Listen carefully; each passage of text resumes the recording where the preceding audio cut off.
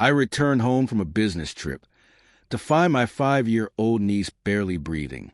My sister-in-law sat on the living room floor, pale and panicked, clutching her tightly, tears streaking her face. I dropped my bags and ran to her side, my heart hammering so loudly I thought she could hear it. "What happened?"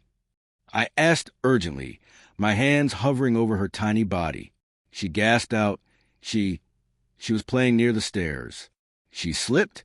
I think she hit her chest. My mind froze for a moment. Then instinct took over.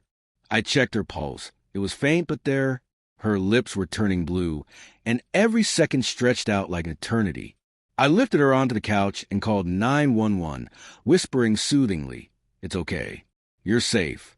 Help is coming." My sister-in-law sobbed beside me, guilt and fear written across her face. Minutes dragged on. The sound of the approaching ambulance made me painfully aware of every shallow breath my niece took. I started CPR just as the paramedics arrived, giving them a rapid account of what had happened. They quickly took over and rushed her into the ambulance, and I followed, holding her tiny hand, praying she would hang on.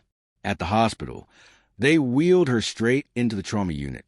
I paced outside, phone clutched in my hand, unable to think of anything but her fragile little body fighting for life. Hours passed in a blur, each imagined beep of a monitor echoing in my mind. Finally, a doctor appeared. "She's stable now," he said cautiously. Relief hit me like a tidal wave, leaving me trembling. "Stable?" I repeated, disbelief in my voice. "Yes," he explained. "She has a minor concussion and some bruised ribs, but no internal bleeding. She's strong, and you acted fast. You probably saved her life." I sank into a chair, letting the tension of the last few hours wash over me.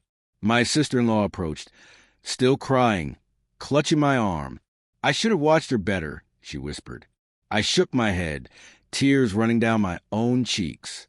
"You did your best. Accident happened. She's alive, that's what matters." That night, as I held her small hand while she slept, I thought about how fragile life really is and how fast everything can change. I realized love isn't just about sharing happy moments. It's about being ready when everything falls apart. In the days that followed, we rearranged the house, installed safety gates, and double-checked every corner. My niece recovered completely, her laughter returning like sunlight breaking through clouds. I watched her run around the living room without a care and felt a deep gratitude that she had been spared. One evening, my sister-in-law hugged me tightly. "You saved her," she whispered. "I can never thank you enough." I smiled softly. "You don't need to. We're family, that's what matters." The experience changed us all. It made us closer, more aware, and more protective of one another. I realized that moments of crisis reveal strengths we didn't know we had. The courage to act, the calm in chaos, and the love that holds us together. Years later, every time I see her running around, healthy and carefree, I remember that night. The fear, the panic, the uncertainty, but also the triumph, the relief, and the bond that grew from it.